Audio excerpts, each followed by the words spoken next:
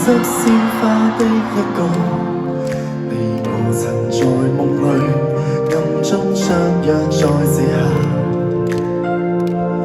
承諾站在夕照後，斜陽別你漸離去，亦會不歸家，期待我嗎？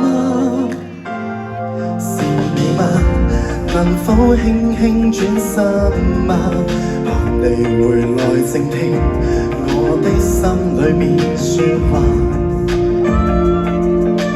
我衷心祝禱，祈求夏季快來到，讓這麼一刻燃亮愛吧。I love you， 你會否聽見嗎？你會否也像我？渺渺等待遙遠仲夏 I love you， 你不敢相信嗎？我已深愛着你，見你一面也好，換我念掛。